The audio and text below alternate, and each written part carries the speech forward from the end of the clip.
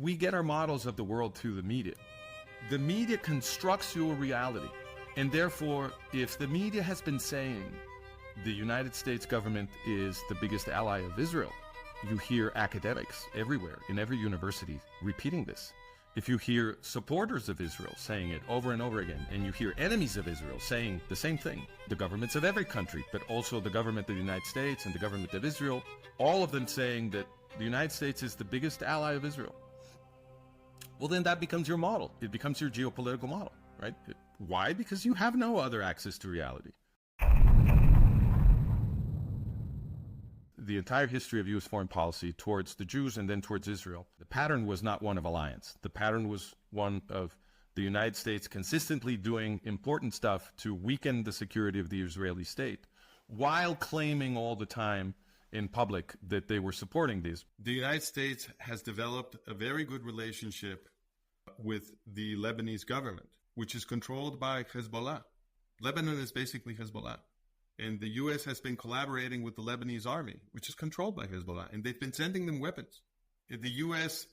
has also been developing an intimate relationship with Qatar, major sponsor of jihadi terrorist groups around the world, major sponsor of Hamas in particular. Look at the policies that were very costly, billions and billions of dollars, which is the Gulf War and then the invasion of Iraq. The U.S. intervention turned it into this machine to produce jihadi terrorism and export it elsewhere. Iran ended up controlling Iraq. It still controls it. Now, Iran already controlled Syria and Lebanon. Iraq was the only thing standing between Iran and the borders of Israel. Immediately after Ayatollah Khomeini took power in Iran in 1979, Ronald Reagan took power in the United States. So Reagan, the guy who campaigned endlessly on the issue of, I'm going to be very tough with Iran, because his whole presidential campaign was about that. It was right after Ronald Reagan was inaugurated that the CIA started sending billions of dollars in armament secretly to Ayatollah Khomeini. So Reagan says, yeah, we're sorry we did that. We're sorry we sent all those weapons to Khomeini, but we meant well. We're just idiots. This is the story they keep recirculating, that they're idiots. We meant well because what we were trying to do was free some hostages in Lebanon. Can't be true, because the first hostage in Lebanon was taken in 1982. And the secret weapons to Khomeini started flowing in 1981. You're on that collision course right now without Mayor Kahane. As soon as that Gulf crisis ends, guess who's next on the agenda for George Bush's New World Order? If you're happy about George Bush, and I am happy about him taking a stand against Saddam in Kuwait, then bear in mind that all the Arab states that are backing Bush are telling him now, after this is over, the next step is the occupied territories. You're on collision course now, fella. You're on collision course, and you have a problem. You have a problem. But it's not me who is your problem. It may indeed be that they'll cut off aid to us. Let me tell you, first of all, in our platform, we have a major plank in which we call for the ending of American aid to Israel. I don't want American aid. We become a junkie. Every single year we get our annual fix, and what happens is we are dependent on it, and when America says no, we say no. They says boo, it's boo. I want to be an independent state, and I'll eat tomatoes once a week to be that independent state. I don't want them to send flowers to my grave to show how much they love me. When we're talking about geopolitics, what the media are telling you about all the time are the things that the United States bosses do that seem like they're nice things for Israel. So right now, a lot of people are getting confused because some money was approved for Israel. It gets saturation coverage in the news. Doesn't this mean the U.S. bosses are helping Israel? We already watched the guy murder the lady. So why are you asking me whether the fact that he brought her flowers last week means that he's the lady's friend, because the U.S. already forced Israel to accept PLO Fatah, which is to say Iran, to govern Arab Muslims in strategic territory of the Jewish state. U.S. bosses need millions of people to think that they are supporting Israel. Some behaviors that are convincingly in the category of friendship have to be expressed, or nobody will be convinced. And one of those behaviors is we give some money to Israel. Another of those behaviors is we give some weapons to Israel. And this becomes very convincing to a lot of people. But you see, what nobody does is perform the algebraic sum where you subtract from all the support that Israel gets from the U.S., the support that the mortal enemies of Israel get from the U.S. When you do that, it comes out negative for Israel. It is public that 1 month before the Hamas attack, the U.S. freed $6 billion for Iran. It is public that after the Israeli offensive against Hamas in Gaza began, the U.S. sent $100 million to Hamas. It is also public that the country that gets the most U.S. weapons of any country on the planet is Saudi Arabia. But I'm not finished. Egypt signed a piece of paper that said, we will not try to exterminate the Israeli Jews again. And in exchange for saying that, the U.S. sends to Egypt 2/3 of what it gives to Israel every year. Oh, and I forgot to mention, PLO Fatah, which is Iran inside Israel, their paramilitary and military forces and police forces were trained by the CIA. If you read Trump's The Art of the Deal, what he believes are the proper principles of negotiation, you will see that Trump violated every principle in that book when he forced Netanyahu to sign with Hamas. Because when you're in a position of strength, according to Trump, you have to drive a hard bargain, and you can't let yourself be pushed around. I don't believe there are two parties in the United States. Biden, Trump, Obama, Kamala, Bush, they're all the same. In fact, there is no choice. All you have to do is look at the foreign policy of the United States in the Middle East ever since World War II. It's been perfectly consistent. Nobody in this room was alive in 1939 when a ship sailed out of Hamburg, Germany, the St. Louis, and on it were 930 Jews. And they went to the one country in the world which was ready to take them in, and that was Cuba. And when they reached Havana, they learned that their entry visas would not be honored. And the Cuban government told them that they'd have to go back. And our Jewish leadership, the leadership of all the organizations, they went to Roosevelt and they said to him, Mr. President, 930 Jews would like to live. And if they're sent back, they're going to die. Can you allow 930 Jews into this country? And he said, I'd love to, but I can't. There's a quota system. And the German quota is filled. And so they asked him to mortgage the quota to future years. And he said that would be bending the law. And I know what happened 4 years later when World War II broke out and all of a sudden Jews realized that Adolf Hitler meant exactly what he had said. And that those Jews who in the 1920s and 1930s, those crazy paranoid Jews who used to run around saying, Hitler means it, get out of Europe, weren't so paranoid. And all of a sudden we Jews learned in 1943 about Auschwitz. And we knew there was an Auschwitz. We Jews knew about Auschwitz. Let no Jewish leader say that he didn't know about Auschwitz. There are only two types of people on this earth who claim that they didn't know about Auschwitz at that time. The Germans there and Jewish leaders here. And they're both liars. Knew about it from men like Rabbi Michael Dov Weissmandel, who wrote letters to Geneva, who wrote letters to Jews in Eretz Yisrael, who wrote letters to London, and who gave them a simple concept of how to stop this. Bomb the rail lines leading to Auschwitz. Bomb the death camp area. And you save 1 million Jews. And Jewish leaders went to Franklin Roosevelt and said, Mr. President, bomb the rail line. And Franklin Roosevelt, whose planes during World War II used to roam this globe, bombing everything that moved, said, we can't do it for technical reasons. That was the reason that he gave, technical reasons. Well, that's not the kind of thing that an ally of Israel would do. But it is the kind of thing that a hypocritical pretend ally of Israel that in reality wants to destroy Israel would do.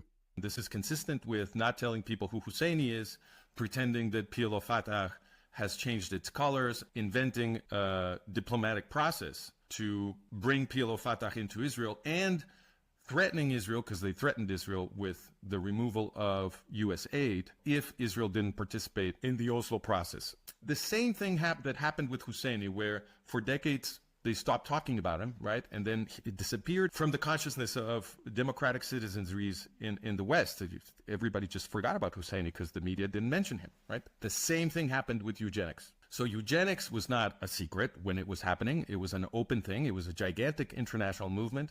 It was especially big in the United States. It was biggest in the United States for a long time until Germany overtook it. And this is important because eugenics is the original ideology of the alleged biological superiority of Germanic peoples. That's what eugenics is in the United States. In the United States in the first half of the 20th century. The German Nazis were apprentices of the U.S. eugenicists.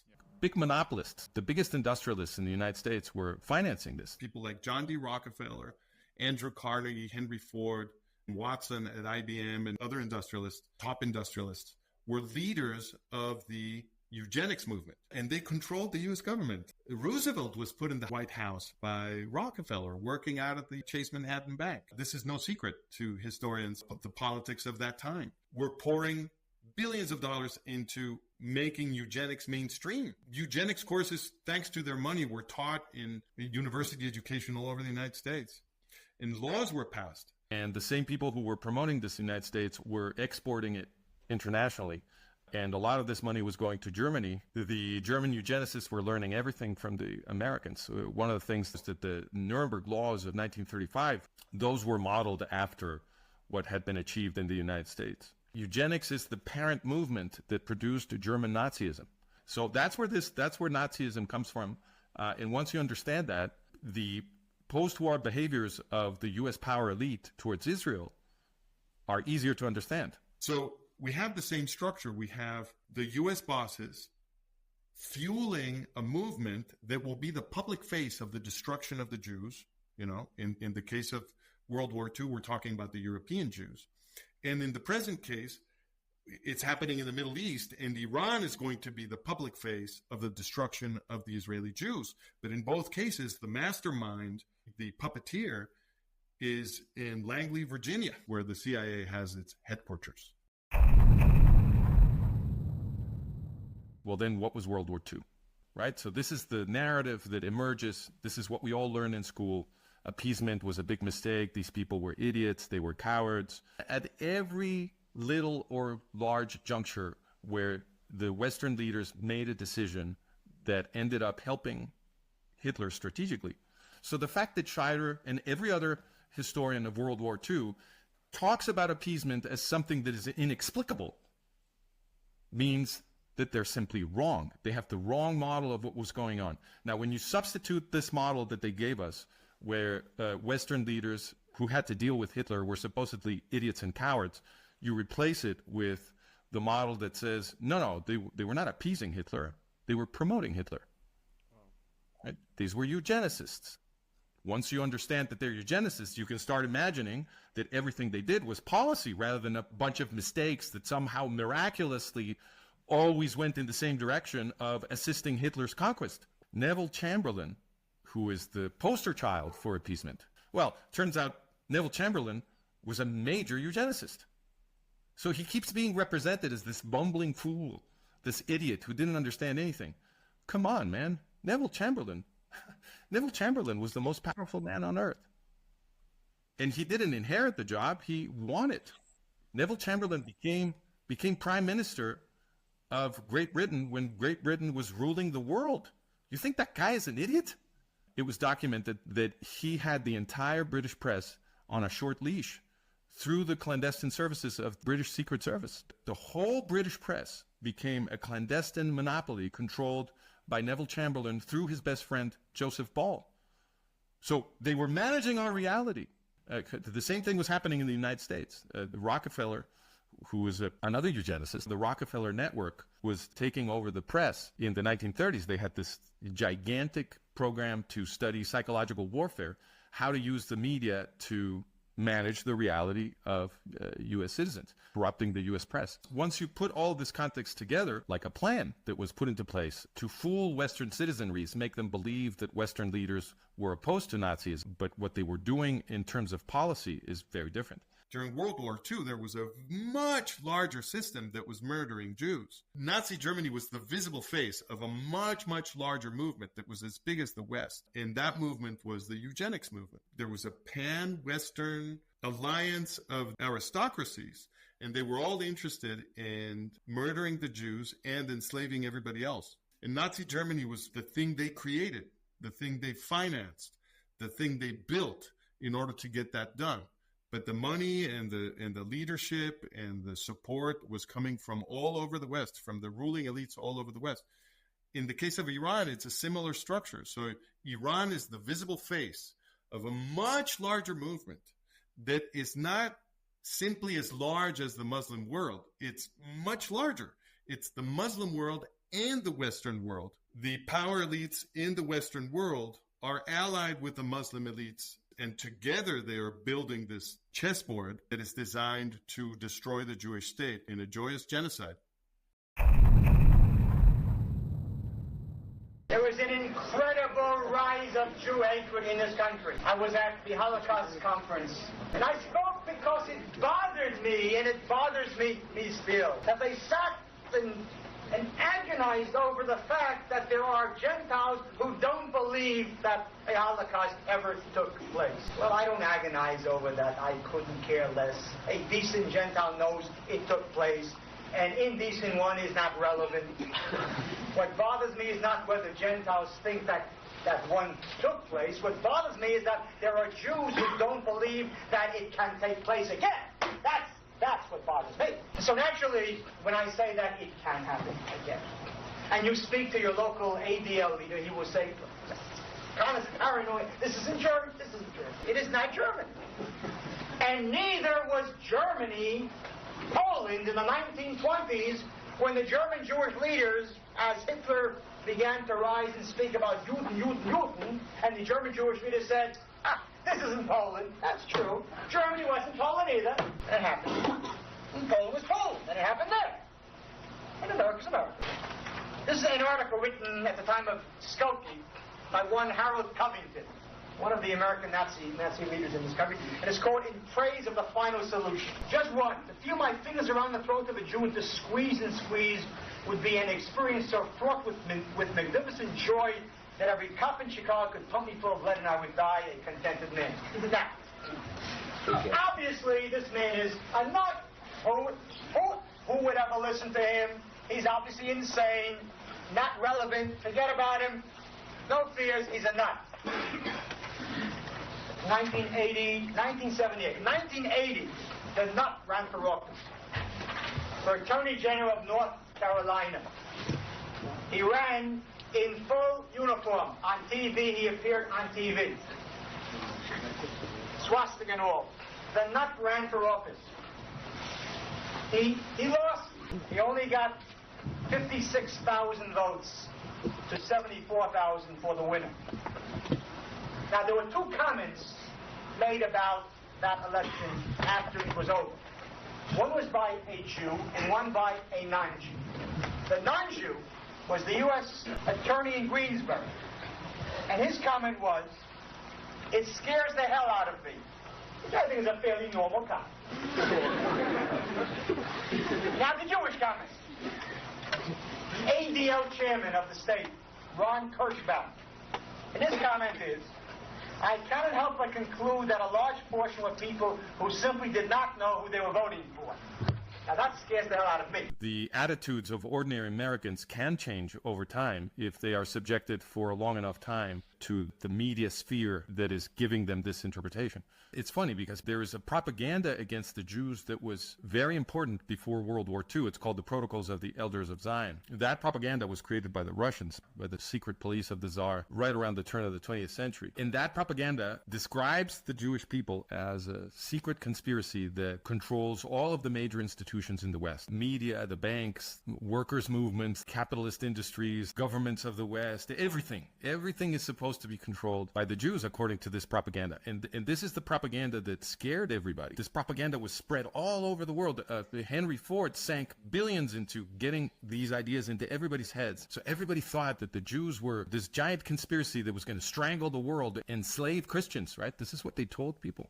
The refutation, the decisive refutation of this propaganda was the Holocaust, because the European Jews were relatively easy to kill, because all of these institutions and governments and movements that they supposedly controlled clandestinely, they didn't defend the Jews. They collaborated, most of them, with the process, or simply didn't do anything. So the Jews controlled everything, and everything then killed the Jews. That doesn't make any sense. Obviously you got the wrong model. But the propaganda didn't die, because we live in a profoundly anti-Semitic civilization. Christian Western civilization was founded on the story that the Jews killed God, and it created a bed of plausibility in Western consciousness for any libel against the Jews, any accusation against the Jews. So even though that was refuted, in the post-war, everybody again believes it. That's how strong anti-Semitism is. You ask people in the street who controls the media, they will all say the Jews. A lot of people believe this idea that the Jews control the media. At the same time, these people believe the Jewish state, Israel, is oppressing the Arab Palestinians. His contact with the Arab-Israeli conflict is entirely mediated. It comes through the big media. That model is in his head because of the media. He's not a historian. He's just absorbing whatever happens in the media. So if he believes the Israeli state is oppressing the Palestinians, he shouldn't believe that the Jews control the media. Why would the Jews control the media to make him believe that the Israeli state is the bad guy? If you're going to defend a conspiracy theory, your first hypothesis should be that the enemies of the Jews control the media. Every time the Jews are being persecuted and killed, non-Jews are becoming slaves. That has always been true. It's been true for 2,500 years. No exceptions. Not even one. Whether you call it the Russian Empire, whether you call it the German Nazis, whether you call it the jihadists, the Inquisition, the ancient Romans, the ancient Greco-Macedonians, it's always the same. All I'm saying is that what always happens will happen again. It's not really a risky prediction. It's the most obvious thing any reasonable scientist should say. If I were to say that the sun will rise tomorrow, I'm not making a radical prediction. And if I say that the Jews are going to be murdered in the 21st century and that Westerners will be enslaved when that happens, that is not a risky prediction either. That's what always happens. Anti-Semitism is the tool of totalitarian expansion. That's what anti-Semitism is, and it has been that for a very long time. You see, so this is a pattern. It's perfectly consistent. They'll start with the Jews, just like the Nazis started with the Jews, but that's not where it's going to stop. They're coming for us. The power elites of the West have been importing the most radical Muslims into Europe and into the U.S. The Jews started with the worst societies on earth. Greco-Roman societies of antiquity were absolutely the worst societies on the planet. The West was the worst place on earth. It was run by a psychotic ruling class that thought it was fun to watch an innocent human being just burst in blood because a lion was digging its jaws into him. They thought it was fun to have human beings fight in front of them and them cheering like animals. That was the psychotic ruling class of the West. Those are the ruling classes that our corrupt educational system teaches us to admire. We're supposed to admire the Greeks and Romans. I don't mind admiring them for the scientific achievements. Those are objective. They teach us to admire them also for their political achievements. And they tell us that the Greeks and the Romans invented democracy. Bullshit. The other side of this coin is that the Jews are good for us.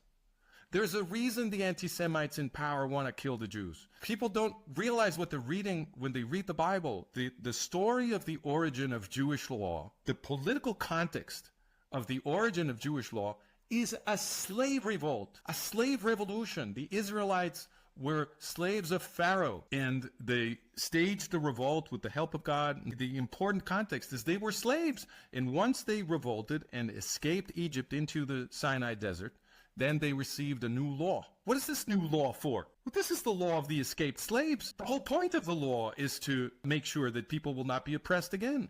So, of course, there's very careful, explicit protections for widows and orphans and poor people. There's a very careful separation of powers. The priests cannot own land, so to make it harder for people to get oppressed, the law creates a huge body of lawyers, the rabbis, whose job is to make sure that people's rights are respected. The Jewish movement was moving society towards the total abolition of slavery. They're the original abolitionist movement. The Talmud tells us that when God wanted to give the Torah to the Jewish people, all the mountains, the mightiest mountains, the highest mountains, the loftiest mountains, all of them came to God and begged him, give the Torah on my people. And God said, no, I have a small mountain, and his name is Sinai. And I'm going to give the Torah on that mountain, on that small mountain, to teach the Jew a lesson, to teach the Jew to be humble. There's something wrong here. If God wanted to teach the Jew to be humble, why didn't he give the Torah in a valley, not the most humble place that one can imagine? You don't get lower than a valley. God wanted to teach the Jews two lessons. One, be humble. Two, don't be too humble. Never be a valley. Jews aren't that. Don't let people stamp on you and trample on you and stomp on you. That's not the Jewish way. There is no mitzvah to be stepped upon. Nothing good came out of Auschwitz. Nothing good.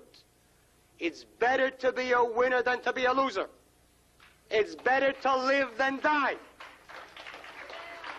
And it's better to have a Jewish state that is hated by the whole world than an Auschwitz that's loved by it. I know that. Why they didn't all attack at once. Remember, Hamas was notably surprised and upset that others had not joined their attack on October 7th. They were very upset, astonished. How come they left us fighting alone? How can they? Where are they? This was the immediate complaint. The original plan was take a lot of hostages. Don't massacre 1,200 civilians. That would torture them to death. Play with the breasts of women. None of that. The plan was to take a lot of hostages because the history shows that when you take hostages, that is a really great way of dividing Israeli society because half of Israel will say you must negotiate and the other half will say never negotiate. And on October 6th, those two sides of Israel were already on the verge of a civil war. It seemed, at least that was Hamas's and everybody else's calculation. But the Hamas fighters got out of control. They're terrorists. So the attack became so horrific. It had the opposite effect of what was planned. And so instead of producing a civil war, it united Israelis, and then the other guys were afraid, and they didn't attack. You see, they're not ready yet. Now that the Civil War didn't happen, what the U.S. bosses are doing, they're trying to prevent another miscalculation like the one that happened on October 7th. Because if another such miscalculation happens, they might lose another chess piece. So the ships are there to make sure that nobody moves so much that Israel would then, by the nature of its internal politics, be forced to then take another piece out of the map. This is a very delicate process. Reality is being managed. So you have to seem like you're defending Israel at the same time that you protect the process that will eventually destroy it. But you can't destroy it yourself. The U.S. can't go and drop an atomic bomb on Israel because that would produce a revolution in the United States. It has to be someone else. And they already did this. They did this in World War II. So these people, Anglo-American eugenicists, they're still in power. Nobody removed them. If it worked once, and if nobody understands it, because this is not being properly taught in schools and in universities, but people are mesmerized by the show. And most people don't have the time to do historical research. But when you do it, it's really impossible to miss, unless you really are inside an ideology that doesn't allow you to consider alternative hypotheses to the one that the mainstream sources of authority are treating like the obvious truth. I'm sick and tired of being, you know when people love us? After every Holocaust. That's when they love us. That's when they love us. That's when they give us plaques and monuments, and Jimmy Carter gives us a Holocaust commission. Well, I'm tired of Kaddish, and I'm tired of Yortzites, and I'm tired of plaques. And I don't want love, I want respect. I was always sure that Israel would be forced to surrender. I always knew this because the most powerful people in the world, the people who run the United States, U.S. bosses want the state of Israel destroyed. The intelligence services of the United States are so powerful, they are able to corrupt institutions everywhere. So, of course, the first hypothesis, when you see the people running the state of Israel doing things that are precisely what the anti-Semites who want to commit genocide in Israel want, precisely the things that those anti-Semites celebrate, you should suspect the people running the state of Israel are collaborators with the process. Why the greatest Chilul Hashem of all are not the secular parties, but the so-called religious parties in Israel who have sold their soul 100 times over for money. Why would your first hypothesis be anything other than that the people running the state of Israel are working for the enemy? It is now more than 17 years since the Kahane movement was founded in this country. For 17 years, they jailed us, and we did not break. For 17 years, they persecuted us, and we did not break. What did they not try to do? How they tried to shut them out. How they tried to prevent, from those first years until this very moment. What did they not try to do? Prisons, jail sentences with trials, and administrative arrests without trial. For 17 years, they did whatever they could, and we did not break. Most of all, we never change our ideology. Not when people came and said, if you wouldn't say this, then maybe you'll get votes, and if you add this, then maybe you'll get votes, and we never changed. Today, you see the reality of truth.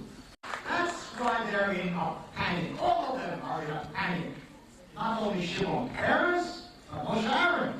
And the same goes for the media in Israel. The media in Israel wanted this agreement. They've been pushing the government to stop the war from the beginning. They've been giving aid and comfort to the enemies of Israel. That's what the media in Israel does, with very few exceptions. Only the very small media are actually taking a patriotic line. The fame that lasted by television and radio, which is in the hands of the leftists until November 1st, when one of our conditions will be throw them out and put in good Jews in that place. What just happened is that the state of Israel, the state that was created to protect the Jewish people from genocide, has lost the war to the terrorists in order to get the hostages back. And what that means is that the security of the entire state of Israel is now in question about whether the people running Israel have the will and the intention of defending the Israeli Jews from genocide.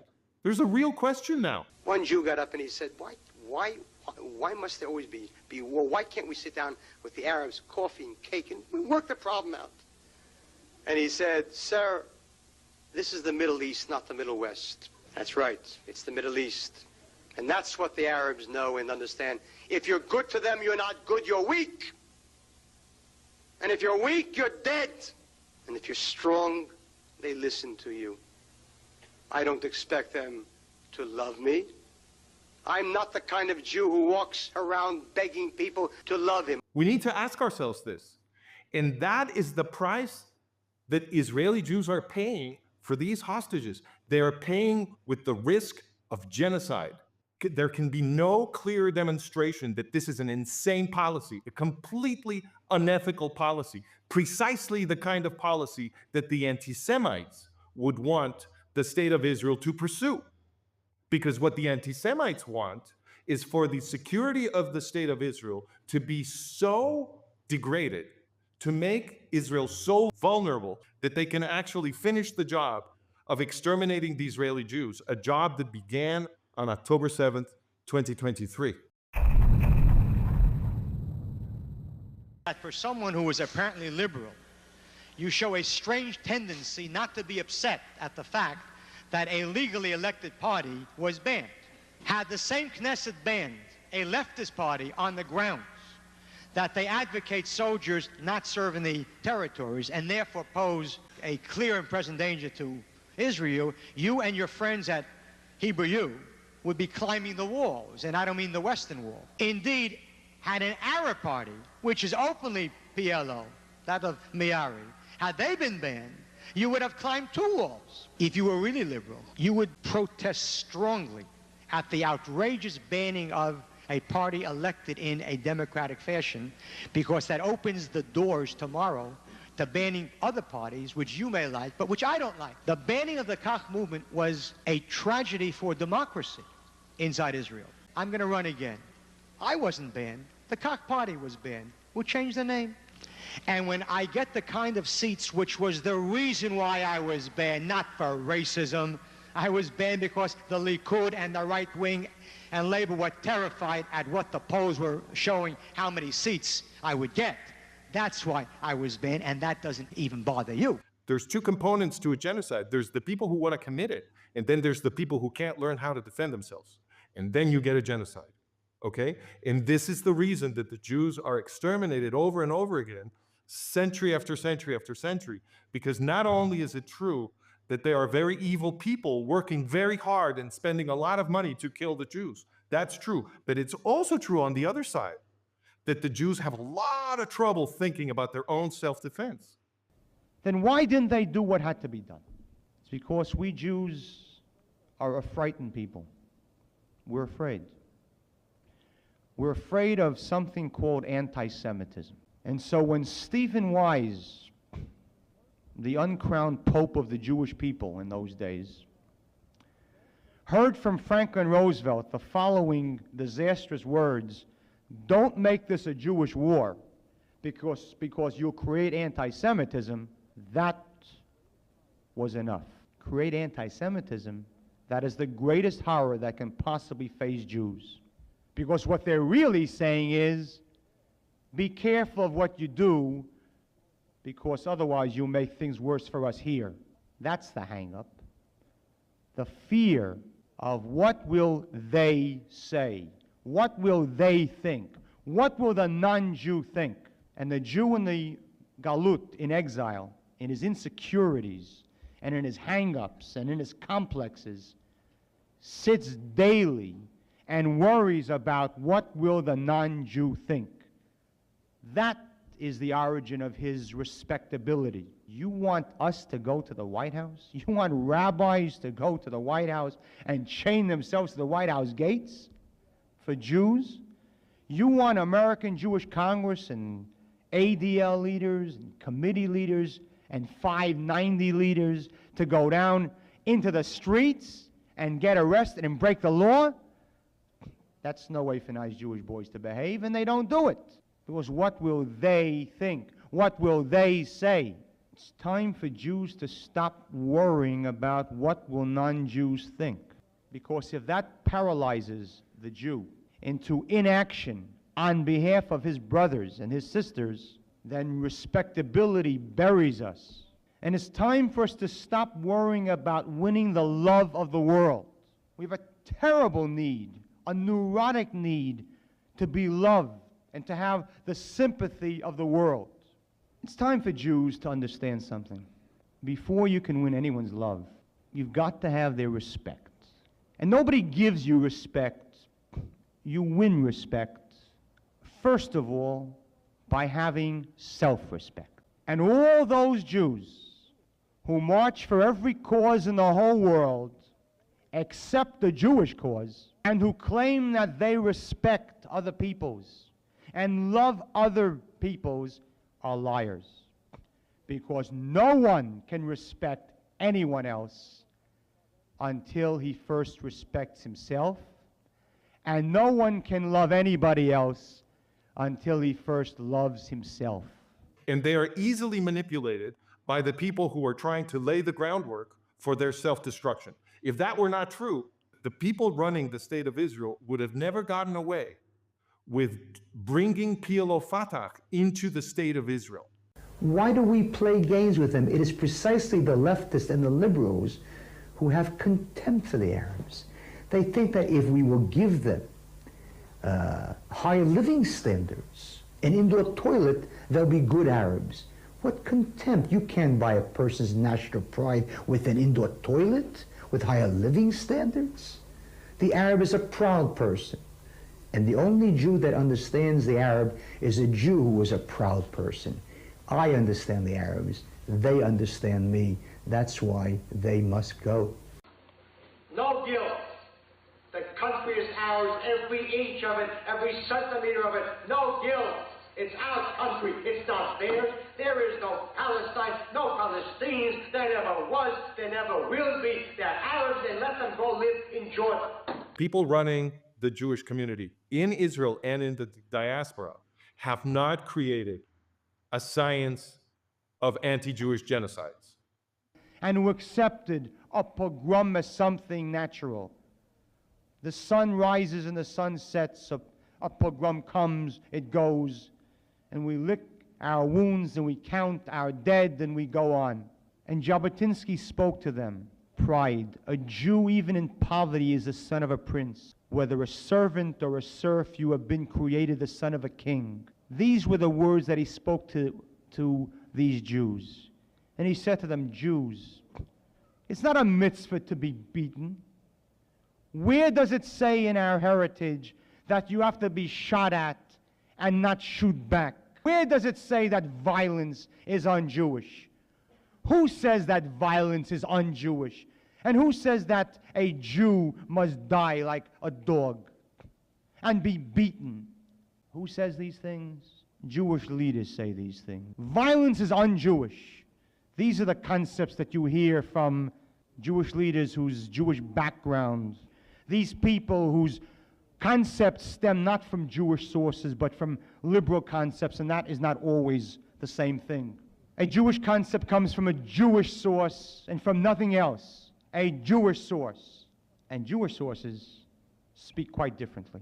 The Maccabees, these were good Jews, right? These were, of course, apostles of nonviolence. And there was once a Jew named Moses. What does this Moses, who was not a member of JDL, but a good Jew, an establishment Jew by this time, what did this Moses teach us?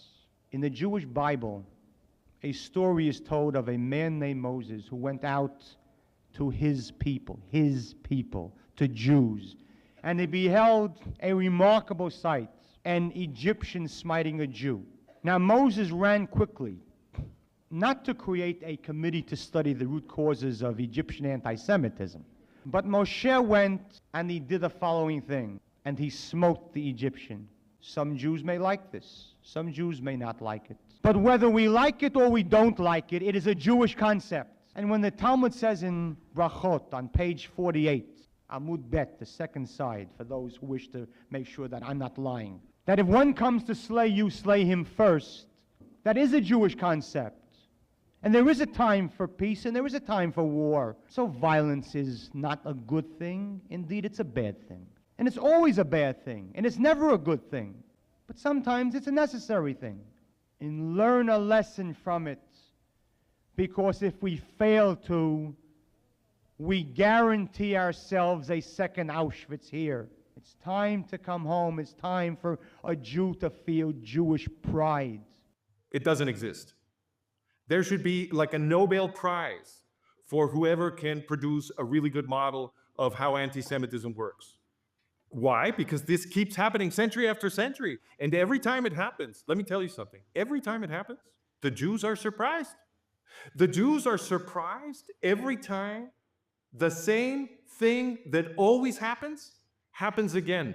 And all those Jewish leaders and all those Jewish rabbis and all those young Jews who recognize the right of violence on behalf of freedom in Angola and in Mozambique and Antarctica, all those young Jews who recognize that right and not the right of Jewish violence, and all those young Jews who recognize the right of having a national liberation movement in the third world, but don't recognize that right for Jews, there is something fraudulent about those people.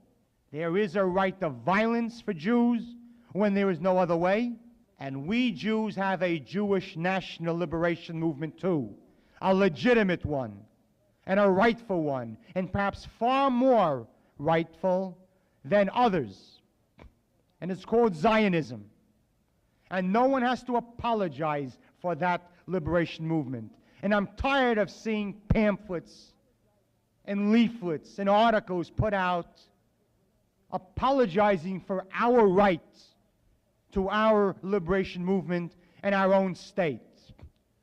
Does Pakistan apologize for its state, or Afghanistan for its state, or Ghana for its state? No, and they don't have to. And we don't either. And if the world likes it, it likes it, and if it doesn't like it, up against the wall, and that's it. They just gave up the war that they were winning. 12 years ago, Netanyahu exchanged all kinds of civilian lives for one soldier, right? So those don't look to me like the experts you should be trusting. These are the people that gave back the Sinai, right? The experts running the state of Israel. They gave back, they conquered the Sinai, defending themselves from a genocidal attack, then they gave it back. For what? For a piece of paper. A piece of paper that Egypt didn't honor, because Egypt is supplying Hamas. So I don't think the people running the state of Israel deserve any of your trust.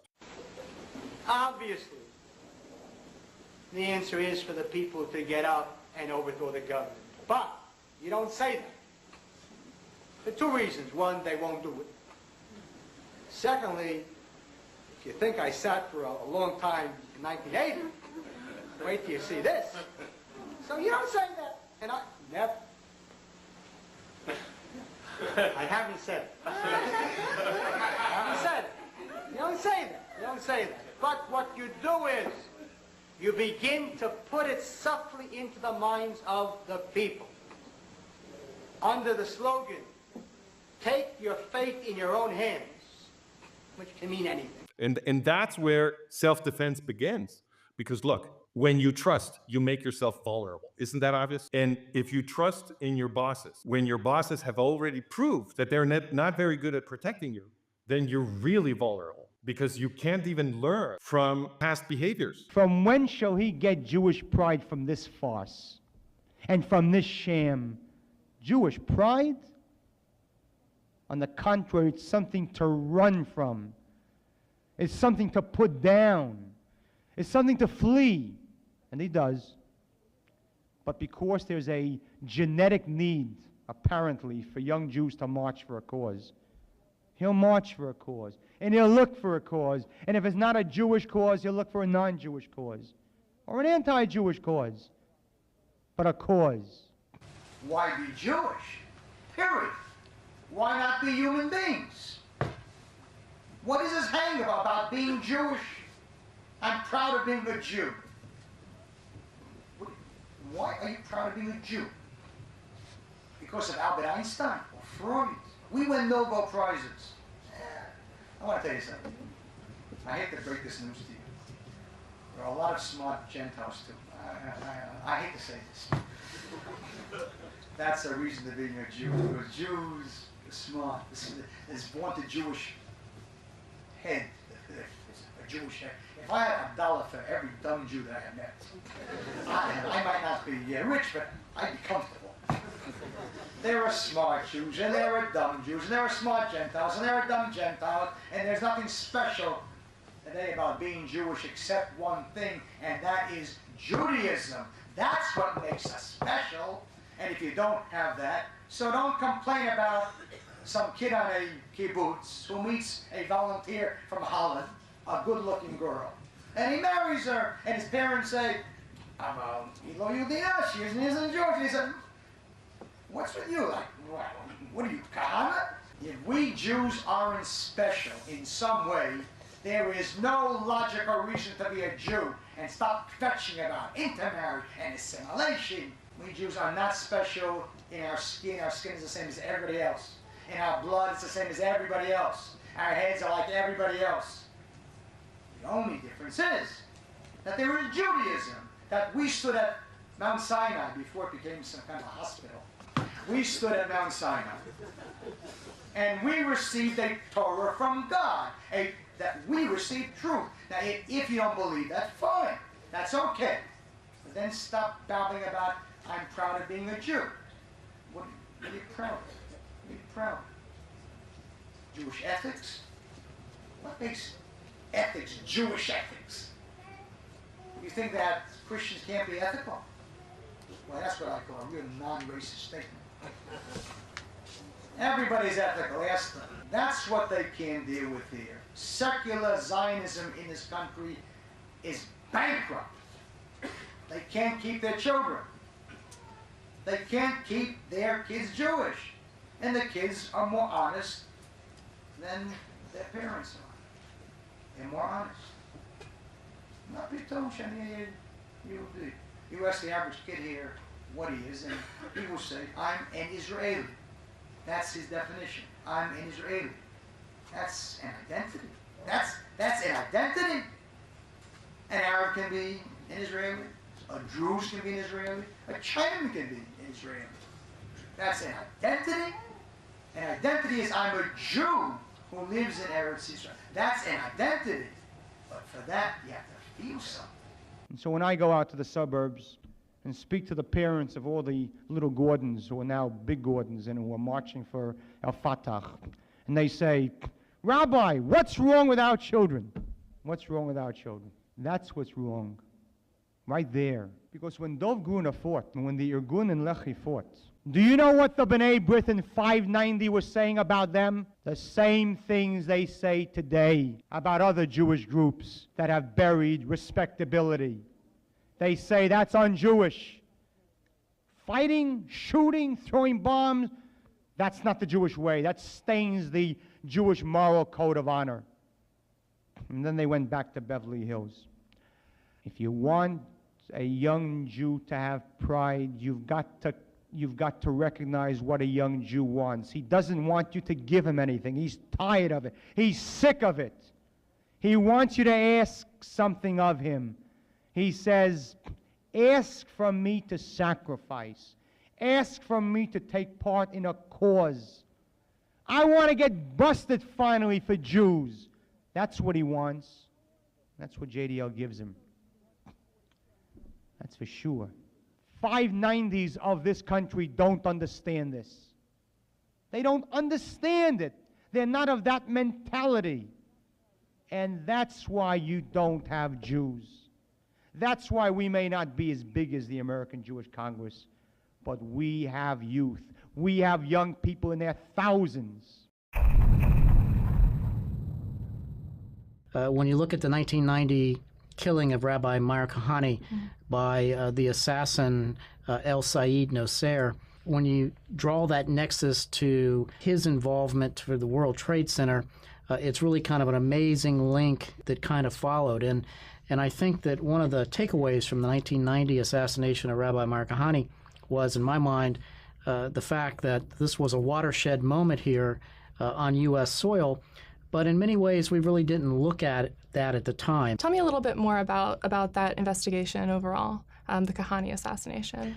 Well, the assassin was an Egyptian that gunned down Rabbi Meir Kahane in New York City. And the interesting part is once you started peeling the onion back on the shooter, the assassin, this was an Egyptian that had used, which I always thought was fascinating, a pistol that had been transferred from the U.S. to the Egyptian army previously, and then somehow made its way back in the United States and was used to gun down Rabbi Meir Kahane. And then as we started to look at Nosser, the shooter, he was tied into the infamous New York City group that ultimately turned out to be Al-Qaeda. Above all, have faith. Have no fears. 2,500 years ago, the Almighty spoke to the prophet, Jeremiah. He said to him, you should be a prophet. He said, no, I don't want to. He knew the Jewish people. And God said to him, therefore gird up thy loins, and arise and speak unto them all that I command thee. Be not afraid of them, lest I break you before them. And make thee this day a walled city and an iron pillar, in brazen wars against the entire land, against kings, against princes, against priests, and against the people of the land, and they shall fight against thee, but they shall not prevail against thee. For I am with thee, saith the Lord, to deliver thee. That was a message not only to one person, that is an eternal message to each and every Jew who knows the truth, says the truth, fights for it. In the end, please God, we will win and save the Jewish people.